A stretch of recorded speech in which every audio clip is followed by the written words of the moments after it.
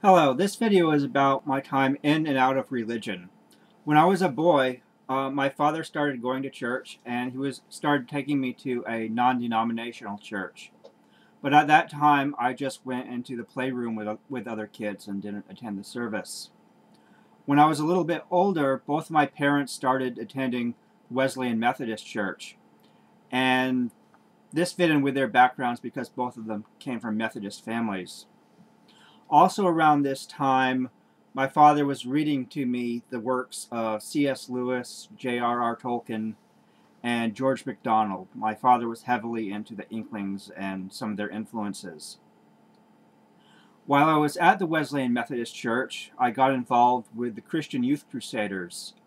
This was sort of like Boy Scouts or Cub Scouts, but with a very Christian orientation. It was run by the church, and we had merit badges like Boy Scouts have with sashes.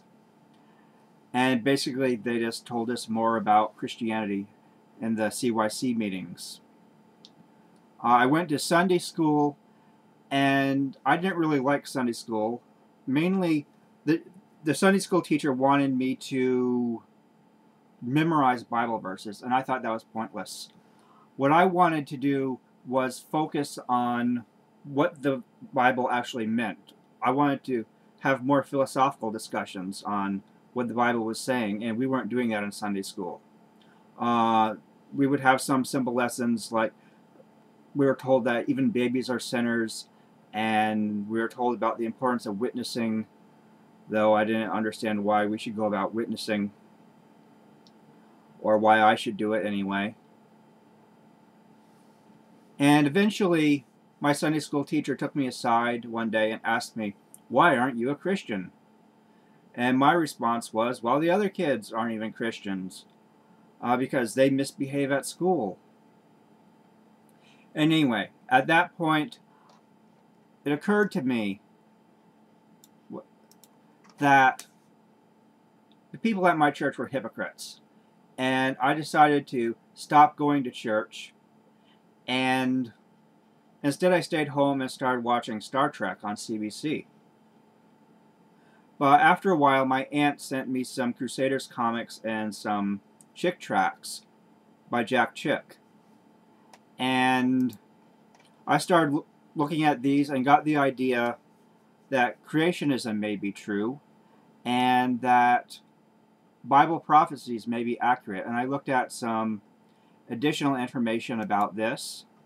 I read books by Gish, like The Evolution of the Fossils Say No, and I looked at books by Herbert W. Armstrong and by Hal Lindsey about Bible prophecy. And one of the books I read was the 1980s Countdown to Armageddon.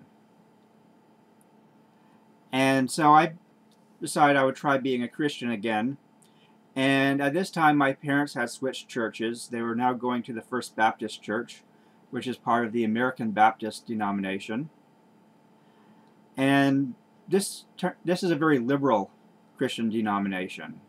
It's not like the Southern Baptists or the Independent Baptists. My minister told me that the First Baptists have this free soul doctrine, where basically you just have to believe in Jesus and you can believe whatever the hell you want to. So they were not very strict about what I ought to believe. But anyway, I became baptized at the age of 13, and I joined the Baptist Youth Fellowship at the church, and I was involved with that throughout high school. For a couple years, I was elected president of the Baptist Youth Fellowships in the area, but since I never got rides to the meetings, I never actually did anything as president. And somehow I got elected president 2 years, even though I didn't do anything the first year. I got reelected. I don't know why. And while I was still in high school, I started to read the Chronicles of Narnia again. My father read them to me as a boy, but I wanted to read them by myself. And so I read them all in chronological order, getting to the last battle last. And in the last battle, there was a scene in which Aslan lets someone, well, let me back up here. In the last battle, there's a scene where Narnia is being destroyed. Everyone's going to the new Narnia. So Aslan, who is the Jesus figure in the Chronicles of Narnia, lets in someone who has not been worshiping Aslan, but who has been worshiping a rival deity. And one of the girls is surprised about this, and Aslan says that he was a good person, his faith was strong, even though it was misdirected, and he's letting him in. And this gave me the idea that maybe you do not have to be a Christian to get into heaven. And it seemed unfair to me that God would only let Christians into heaven, would only let people who believed in Jesus into heaven, because after all, we cannot actually verify whether the stories in the Bible actually happened or not. And there are just other people in the world who were not brought up with Christianity, who were brought up with other religions. And it seemed unfair that all of those people would not be going to heaven. So I got into my head what I will call a semi-universalism. Not the universalism which says everyone's going to go to heaven, but the universalism which says if you're a good enough person, it doesn't matter what you believe, you can get into heaven. And this left me free to look into other religions. I started looking into world religions, looking at various books, maybe not this one at the time, but others. And when I was in college, I stopped going to church, and during this summer, before my sophomore year, I started studying Eastern religions because I was going to be taking a class on Eastern philosophy. So I started looking at things like the Tao of Pooh was a very interesting book for me. It got me interested in Taoism. And another book that was significant to me was the book on the Taboo Against Knowing Who You Are by Alan Watts. This put forth the idea of pantheism, the idea that God became the universe in order to, because he was bored, I guess, and wanted something to do. So he became the universe, and this is the idea that each of us is actually God. And so I got interested in pantheism. I started adopting a pantheistic attitude towards things rather than the traditional Christian theist attitude. And I read other books by Alan Watts, many others. This is just another one that I have. And other books on Eastern religion, such as the Tao of Physics, the Dancing Woolly Masters. Where's that light bulb going anyway? It's going off the screen. Anyway, the Dancing Woolly Masters, Indra's Web, probably some others, and in preparation for a class on Eastern religions. Also around this time, I started listening to music from the Hearts of Space, and that introduced me to New Age music, and it gave me started opening up a new sense of spirituality for me, listening to New Age music and space music. And also around that time, I started listening to New Dimensions on NPR. New Dimensions is a talk show in which they talk to various people who have various different ideas about personal growth, who are on various spiritual paths. And that got me thinking about various things, and it helped give me insights. There it is. Just as I mentioned insights, the light bulb comes back. And also, around that time, I started learning Transcendental Meditation. And so I started practicing meditation regularly. And the idea behind meditation was that you were supposed to tap into cosmic consciousness. That was what the Maharishi was talking about. I didn't really buy that at the time, but I found it relaxing and it allowed me to gain insights, and it was worthwhile doing. Okay.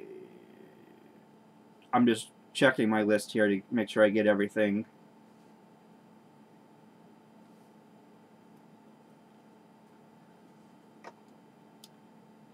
Okay. And I also took other courses on religion, such as philosophy of religion. I studied arguments for the existence of God, and I found no argument for the existence of God actually worked. Although I wasn't actually that convinced by the arguments against God's existence either.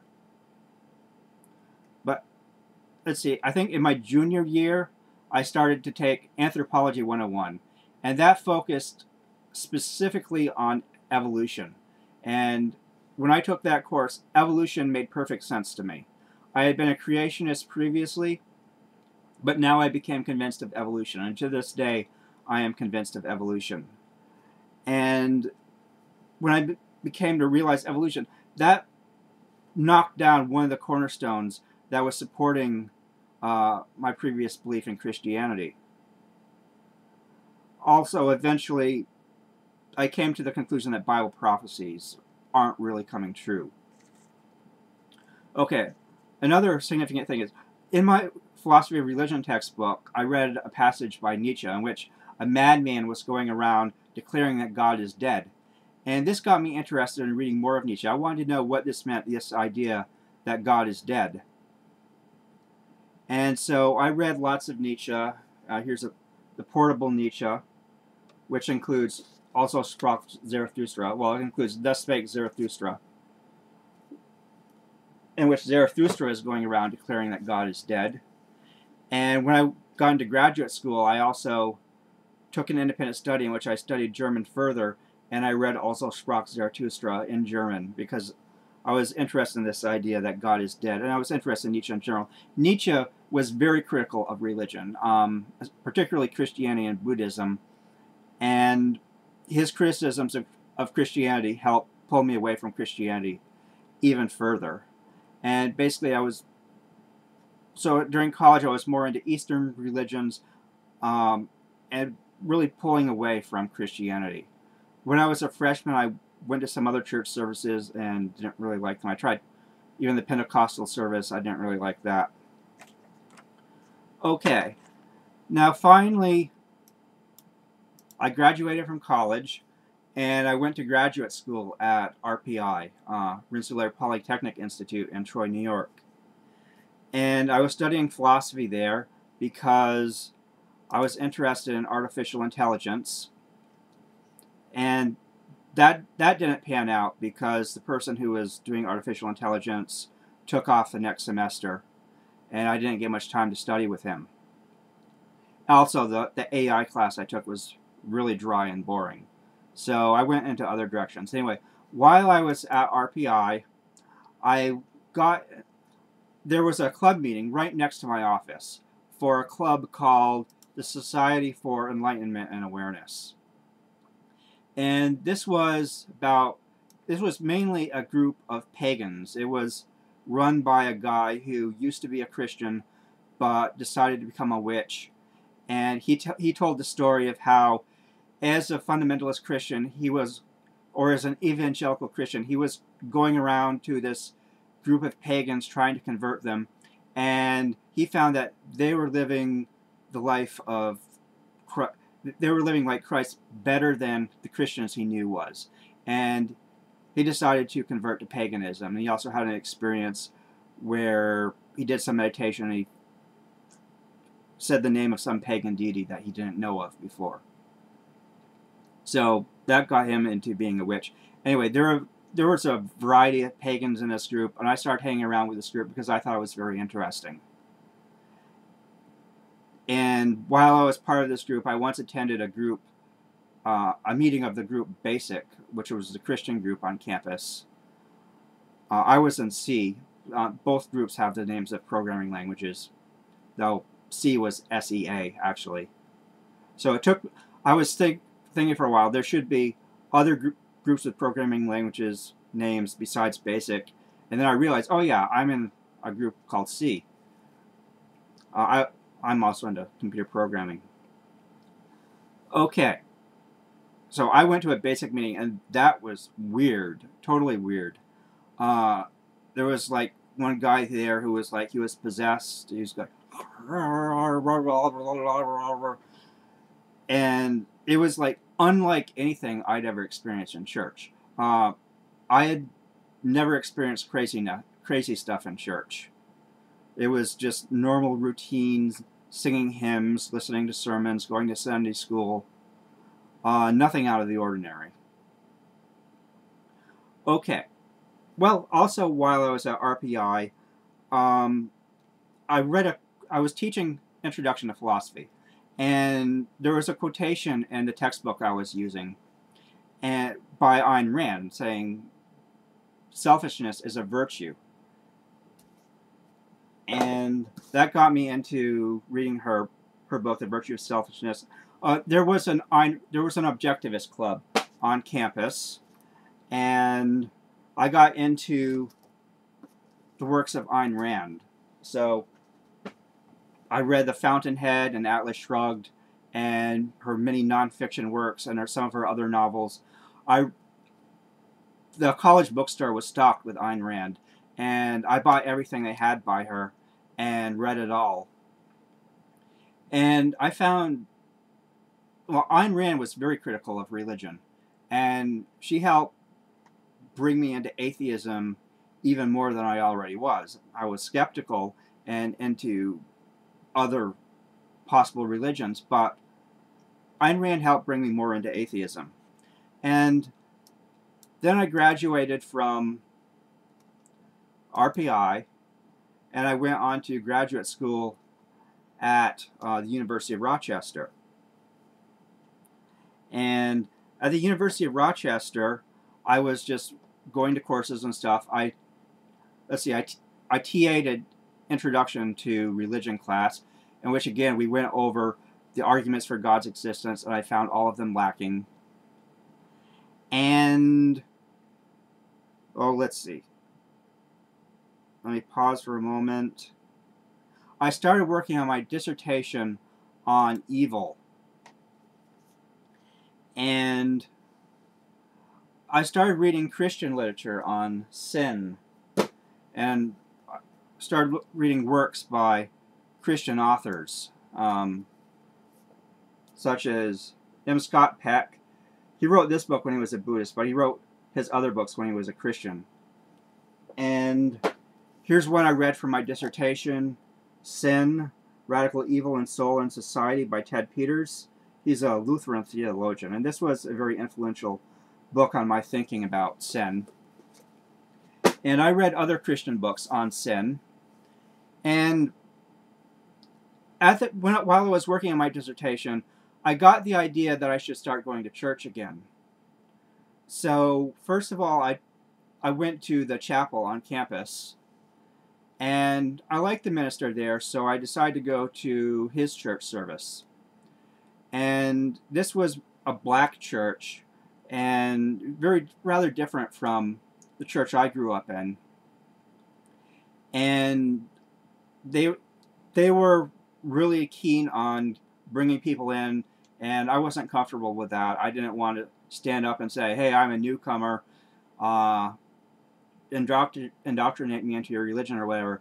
I was just trying out the church. And also while I was working on my dissertation, I eventually read some books by F. Forrester Church. He wrote a trilogy based on the Divine Comedy, a trilogy of books. One book was focusing on purgatory, one on hell, one on heaven. And he was a Unitarian Universalist, and he was talking about Unitarian Universalism in one of his books. And I said, hey, that's what I am. I'm a Unitarian Universalist, although I hadn't realized it at the time, because I just didn't know what Unitarian Universalism was. I had known of the Unitarian denomination, and all I knew about them was that they denied the Trinity. I didn't really know anything else about them. And I realized, basically, I'm a Unitarian Universalist. Also, around this time, I met a girl that I liked who was a Christian. She was going to that Christian church I mentioned.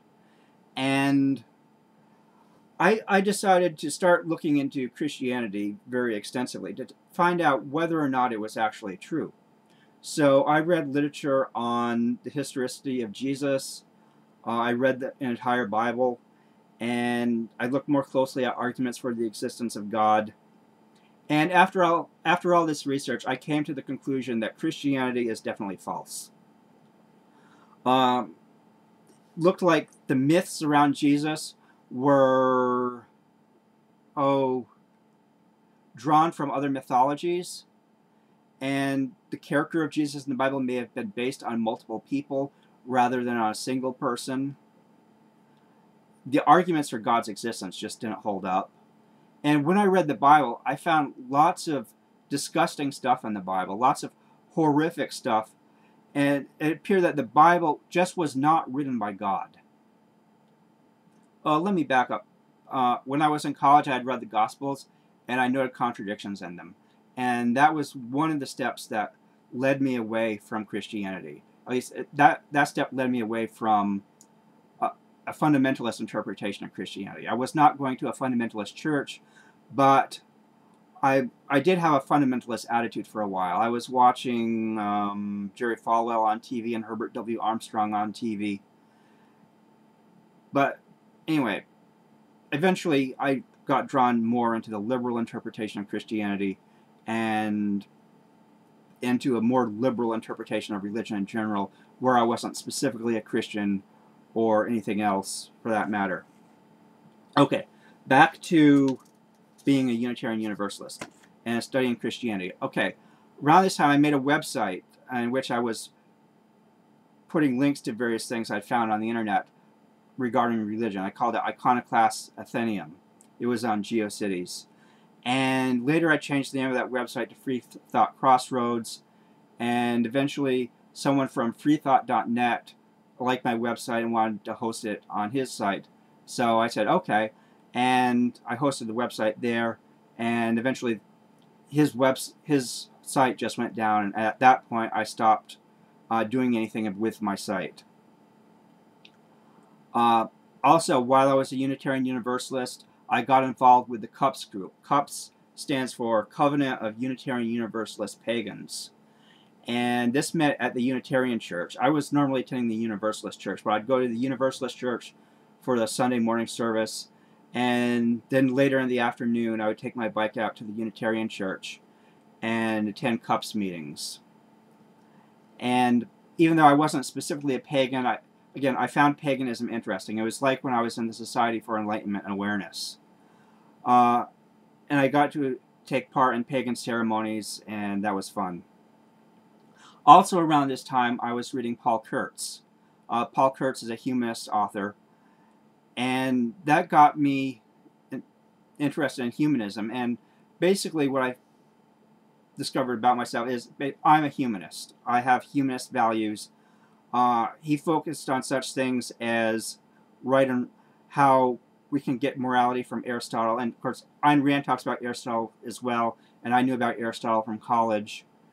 And for the longest time, basically ever since I've learned about Aristotle in college, I have been an Aristotelian in regard to the idea of virtue. I believe that ethics should mainly be about virtue rather than simply about avoiding right and wrong. Avoiding wrong actions and doing right actions.